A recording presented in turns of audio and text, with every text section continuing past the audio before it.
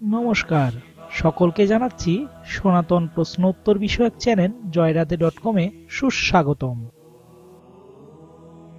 সনাতনী বন্ধুগণ, আপনারা একটা বিষয় লক্ষ্য করলে দেখতে পাবেন, সারা বিশ্বের মুসলিমরা যেমন ঈদকে তাদের বৃহত্তম ধর্মীয় উৎসব এবং খ্রিস্টানরা যেমন ম্যারি ক্রিসমাসকে তাদের বৃহত্তম ধর্মীয় উৎসব বলে মনে করে, সনাতনীদের কিন্তু আসলে এরকম বৃহত্তর কোনো ধর্মীয় উৎসব নেই। এক এক অঞ্চলে এক এক ধর্মীয় অনুষ্ঠানকে বৃহত্তর আকারে পালন করা হয়ে থাকে। তাহলে প্রশ্ন হলো, সনাতনীদের কি একক কোনো অনুষ্ঠান নেই যেটা কিনা সারা পৃথিবীর সকল সনাতনীরা মান্যতা দিয়ে পালন করে থাকে এবং যেই অনুষ্ঠানে কিনা সর্ববৃহৎ জমায়েত হয়ে থাকে? এর উত্তর হচ্ছে হ্যাঁ, আমাদের সনাতনীদেরও একটি একক অনুষ্ঠান রয়েছে, যে অনুষ্ঠানটি কিনা সারা বিশ্বের সকল সনাতনীরা অপেক্ষা করে থাকে এবং মহা সমারোহে পালন করে থাকে। সেই অনুষ্ঠানটি হচ্ছে কুম্ভ বা কুম্ভ মেলা। এই কুম্ভ মেলা সাধারণত চারভাবে অনুষ্ঠিত হয়ে থাকে।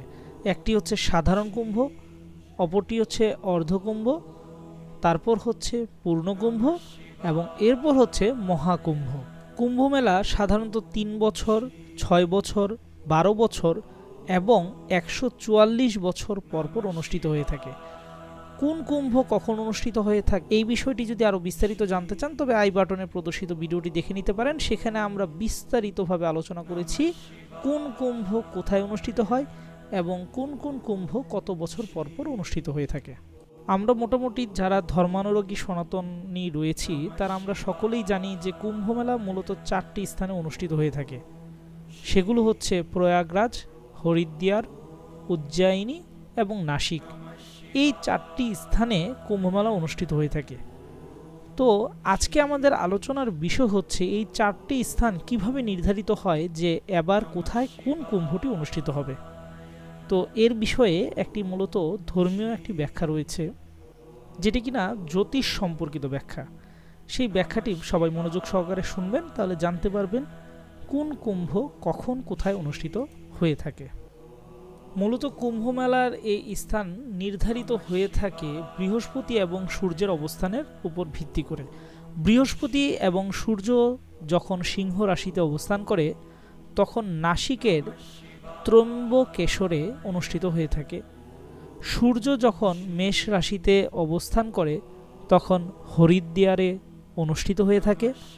বৃহস্পতি যখন বৃষ রাশিতে অবস্থান করে এবং সূর্য যখন কুম্ভ রাশিতে অবস্থান করে তখন প্রয়াগরাজে কুম্ভমেলা অনুষ্ঠিত হয়ে থাকে এবং সূর্য যখন বৃশ্চিক রাশিতে অবস্থান করে তখন উজ্জয়িনীতে এই কুম্ভমেলা আয়োজন করা হয়ে থাকে। সূর্য, চন্দ্র এবং বৃহস্পতি রাশিগণ অবস্থান অনুসারে মেলা আয়োজনের তিথি এবং তারিখটি নির্ধারিত হয়ে থাকে। 2025 সালে যে কুম্ভ মেলাটি অনুষ্ঠিত হতে যাচ্ছে সেটি হচ্ছে 12 বছর অন্তর অন্তর অনুষ্ঠিত হওয়া পূর্ণ কুম্ভ মেলা এবং ধারণা করা হচ্ছে এবারের কুম্ভ মেলায় প্রায় 25 কোটিরও বেশি দর্শনার্থী এবং পুণ্যার্থীর সমাবেশ হয়ে থাকবে। এবং 25 সালে অনুষ্ঠিত হওয়া পূর্ণ কুম্ভ মেলাটি অনুষ্ঠিত হতে যাচ্ছে প্রয়াগরাজের পূর্ণ তীর্থক্ষেত্রে। আমরা আমাদের আগামী পর্বে আলোচনা করব যে কেন প্রয়াগরাজ, হরিদ্বার, নাসিক বা উজ্জয়িনী এই 4টি স্থানেই কুম্ভ মেলা অনুষ্ঠিত হয়ে থাকে। এত এত তীর্থক্ষেত্র থাকা সত্ত্বেও কেন অন্য কোনো তীর্থক্ষেত্রে কুম্ভ মেলা হয় না, সেই বিষয়ে আমরা আগামী পর্বে আলোচনা করব।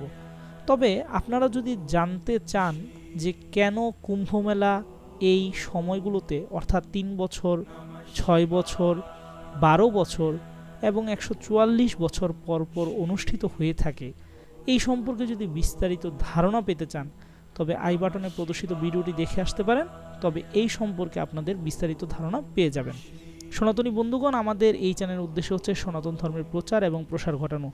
আপনার মনে যদি সনাতন ধর্ম বিষয়ে কোনো প্রশ্ন বাসা বেঁধে থাকে তবে আমাদেরকে কমেন্ট করে জানান, আমরা অবশ্যই সেই প্রশ্ন নিয়ে আলোচনা করব। এবং আমাদের এই চ্যানেলকে আরও ত্বরান্বিত করতে এবং সনাতন ধর্মের প্রচার এবং প্রসার করতে দয়া করে আপনার মূল্যবান সাবস্ক্রাইব আমাদেরকে প্রদান করুন, লাইক, কমেন্ট এবং বেশি বেশি করে শেয়ার করবেন, যেন আমরা নিত্য নতুন ভিডিও বানাতে উৎসাহিত হই। এতক্ষণ ধৈর্য সহকারে সম্পূর্ণ ভিডিও দেখার জন্য আবারও ধন্যবাদ। নমস্কার, জয় রাধে।